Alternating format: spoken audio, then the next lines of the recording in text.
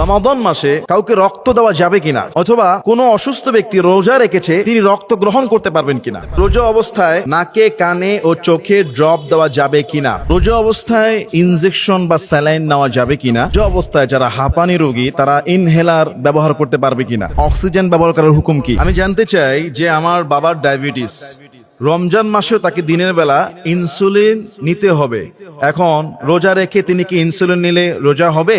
চমৎকার একটা প্রশ্ন, যে রমাদান মাসে অনেক ডায়াবেটিস রোগী আছেন এবং আমাদের দেশে এখন ডায়াবেটিস রোগটা জাতীয় রোগ হয়ে গিয়েছে, ঘরে ঘরে ডায়াবেটিস। আর ডায়াবেটিসের মাত্রা এত বেশি যে ইনসুলিন নেওয়া লাগে। এখন রমাদান মাসে ইনসুলিন নিলে রোজা হবে কিনা। দেখুন, ইনসুলিনটা আমরা সাধারণত দেখেছি যে চামড়ার উপরে অর্থাৎ মাংসেই, এটা কিন্তু রগেও দেয় না, এটা শরীরের এই যে পেটে, নাভিতে বা রানে, হাতে যেখানে দেয় ইনসুলিনটা, দিনে একবার বা দুইবার তিনবার ডায়াবেটিস রোগীরা। ইসলাম অত্যন্ত সহজ, রোজা অবস্থায় যদি অসুস্থ ব্যক্তি ডায়াবেটিস রোগী যদি ইনসুলিন নেয় তাহলে তার রোজার কোনো ক্ষতি হবে না, তার রোজা আদায় হয়ে যাবে, রোজাতে কোনো সমস্যা হবে না, আল্লাহ তাআলা তাকে কবুল করে নেবে, এতে কোনো ক্ষতি হবে না।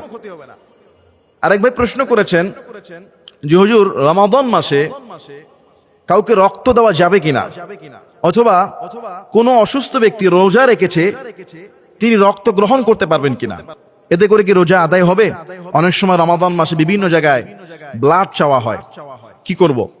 দেখুন, প্রথমত আমি বলবো রক্ত দেওয়া বা নেওয়া যদি সম্ভব হয় আপনি রাতের বেলা নেবেন। ইফতারির পর থেকে সাহারি পর্যন্ত কোনো অসুস্থ রোগীকে বা কাউকে রক্ত ডোনেট করতে চাইলে রক্ত দেবেন। কিন্তু ইমার্জেন্সি দুপুর 12টা রমজান মাসে বিকালে কিংবা সকালে একটা ইমার্জেন্সি কেস, একটা রোগী অ্যাক্সিডেন্ট করেছে, ইমার্জেন্সি তার রক্ত লাগবে, ও পজিটিভ, এবি পজিটিভ, ও নেগেটিভ সামহাউ, এখন আপনার সেই রক্ত ম্যাচিং দিতে মন চায় কিন্তু আপনার রোজাদার, কি করবেন? আলহামদুলিল্লাহ, ইসলাম কঠোর নয়, রোজা রেখে আপনি রক্ত দিতে পারবেন, কোনো সমস্যা নাই, আপনার রোজার কোনো ক্ষতি হবে না। তবে এইটা খেয়াল করতে হবে যে রক্ত দিতে দিতে যদি আপনি বেশি ক্লান্ত হয়ে যান তাহলে এটা মাকরুহ, অপছন্দনীয়। যদি আপনি নিজেই দুর্বল হন, নিজেরই প্রাণনাশের সংখ্যা থাকে, তাহলে দেওয়া যাবে না। নচেত রোজা রেখে কেউ যদি রক্ত দিতে চায় তাহলে তার রোজার কোনো ক্ষতি হবে না। রোজা রেখে কেউ যদি রক্ত নেয় তার কারো শরীরের অসুবিধার জন্য, তারও রোজা আলহামদুলিল্লাহ হয়ে যাবে, কেননা এটা খানা পিনার অংশ নয়, এজন্য রোজা রেখে রক্ত দেওয়া যাবে, ব্লাড ডোনেশন করা যাবে। রোজা অবস্থায় নাকে কানে ও চোখে ড্রপ দেওয়া যাবে কিনা, এই সম্পর্কে ইসলাম কি বলে? কেননা অনেক সময় আমাদের রমাদান মাসে দিনের বেলা নাক কান চোখে ড্রপ দেওয়ার প্রয়োজন হয়। জি ভাই, চমৎকার একটা প্রশ্ন, যে আমাদের চোখ, আমাদের নাক, আমাদের কান। প্রথমত একটা হাদিস আমি আপনাদেরকে বলি যে রমাদান মাসে চোখের মধ্যে সুরমা দেওয়া যায়, চোখের মধ্যে সুরমা দেওয়া যায় রোজা অবস্থায়। সেই সূত্রে চোখে সুরমা দেওয়া আর চোখে ড্রপ দেওয়া কেমন জানি একই রকম। আর চোখ এটা খানা পিনা গ্রহণ করে না, এই জন্য চোখে রোজা রেখে ড্রপ দেওয়া যাবে, কোনো সমস্যা নাই।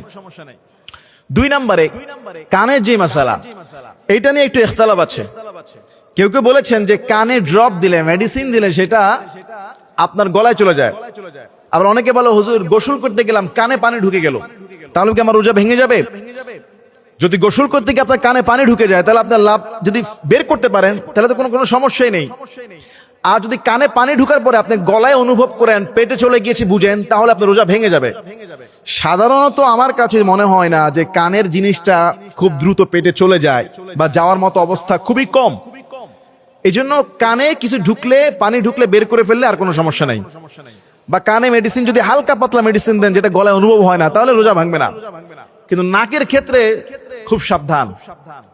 নাকে যদি আপনি ড্রপ দেন, মেডিসিন দেন, নাকের সাথে মুখের একটা কানেকশন আছে, গলার একটা কানেকশন আছে, এই জন্য নাকে ড্রপ দিলে, নাকে মেডিসিন দিলে যদি একটা ছোট্ট 1-2 ফোঁটা হয় যেটা নাকের ভিতরেই শেষ, গলায় অনুভব হয় না, বা অনুভব হলে আপনি এটাকে খাক দিয়ে থুতু আকারে বের করতে পারেন, তাহলে সমস্যা নেই। আর যদি মনে করেন যে নাকের যে ড্রপটা, নাকের যে পানিটা এটা গলা দিয়ে ভালোভাবেই নিচে নামে, তাহলে কিন্তু রোজা ভেঙে যাবে। তাহলে নাক কান গলার এ সম্পর্কে আমরা বুঝতে পারলাম। আল্লাহ আমাদের সবাইকে বুঝার আমল করার তৌফিক দান করুন। রোজা অবস্থায় ইনজেকশন বা স্যালাইন নেওয়া যাবে কিনা, ও রোজা অবস্থায় যারা হাঁপানি রোগী তারা ইনহেলার ব্যবহার করতে পারবে কিনা, এবং অক্সিজেন ব্যবহার করার হুকুম কি।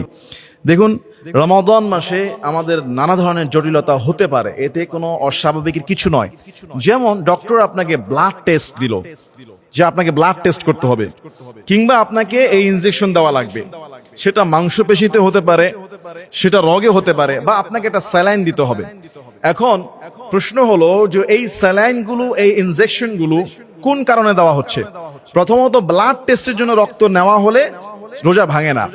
আর ইনজেকশন আর স্যালাইন এইটা যদি শুধু রোগের ঔষধ হয়, শুধুমাত্র কোনো আপনার ভ্যাকসিন বা কোনো অ্যান্টিবায়োটিক ঔষধ শরীরের জন্য, তাহলে আপনার রোজার কোনো ক্ষতি হবে না। যদি স্যালাইনটা বা ইনজেকশনটা শরীরের দুর্বলতা কেটে শক্তি বৃদ্ধির জন্য হয়, বা এইটা যদি খাবারের কাজ করে, তাহলে কিন্তু রোজা ভেঙে যাবে। আর যদি শুধুমাত্র এমন হয় যে মাংসপেশিতে ইনজেকশন দেওয়া হলো, অথবা রগে একটা ইনজেকশন দেওয়া হলো, সেটা একটা অ্যান্টিবায়োটিক অথবা একটা ভ্যাকসিন টাইপের মেডিসিন হিসাবে, তাহলে কিন্তু রোজা ভাঙবে না। এবং আরেকটি প্রশ্ন হলো, হাঁপানি রোগী যারা, তারা একটা ইনহেলার ব্যবহার করে, ইনহেলার। তো ইনহেলারের সাথে ভিতরে কি একটা হাওয়া মেডিসিন যায়, রোজা অবস্থাটা করা যাবে কিনা, এইটা নিয়ে ওলামা একরামদের মধ্যে ইখতিলাফ আছে। একদল ওলামা একরাম বলেছেন যে ইনহেলার নিলে রোজা ভেঙে যাবে, যেহেতু ইনহেলারের সঙ্গে একটা অক্সিজেন ভিতরে পাম্প হয় এবং এটা পেটে চলে যায়। আরেকজন ওলামা একরাম তারা বলেছেন যে ইনহেলারটা এটা জাস্ট তার হাঁপানি, শ্বাসটাকে ক্লিয়ার করে, এটা খাবারের কোনো অংশ নয়। তবে সতর্কতা হিসাবে আমরা বলি যে ইনহেলারটা রোজা অবস্থায় না নেওয়াই উত্তম।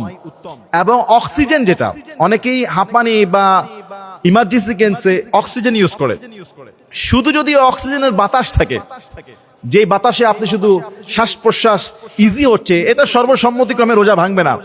কিন্তু অক্সিজেনে যদি কোনো মেডিসিন থাকে, আর যেটা আপনার পানি হয়ে ভাষ্প আকারে নাক দিয়ে আর মুখ দিয়ে পেটে যাচ্ছে, গলায় যাচ্ছে, পিপাসার কাজ মিটিয়ে দিচ্ছে, পেটের ভিতরে চলে যাচ্ছে, তাহলে ওলামা একরামরা বলেছেন যে তার রোজা ভেঙে যেতে পারে। তবে আরেকদল ওলামা বলেছেন যে অক্সিজেনটা এটা তার শ্বাসটাকে ক্লিয়ার করে, অক্সিজেনটা তার শ্বাস প্রশ্বাসের স্বাভাবিক রাখার জন্য তার রোজা ভাঙবে না। এটাকে খাবারের স্থলাভিষিক্ত মনে করা হয় না। যাই হোক, এইসব আধুনিক মাসালা, যেহেতু রাসূলের জামানায় অক্সিজেন ছিল না, ইনহেলার ছিল না, এগুলি বর্তমান আধুনিক মাসালা, ওলামা একরামদের মধ্যে ইখতিলাফ আছে। তো সতর্কতামূলক যতটুকু আমাদের বেঁচে থাকা যায়, আল্লাহ আমাদেরকে বেঁচে থাকার, আমল করার যতটুকু রোজা অবস্থায় রোজাকে সেভ করা যায়, করার তৌফিক দান করুন। কোনো অবস্থায় যদি আপনি মনে করেন যে রোজা ভেঙে গিয়েছে, পেটে খাবার গিয়েছে, পানি গিয়েছে, মেডিসিন গিয়েছে, তাহলে রোজা আপনি ওই দিন ভেঙে ফেলেন অসুস্থতার কারণে, আপনি পরে রমাদানের পরে একদিন আদায় করলেন, আল্লাহ কবুল করবে, মাফ করে দিবে। আল্লাহ বুঝার এবং আমল করার তৌফিক দান করুন। আল্লাহুম্মা আমিন।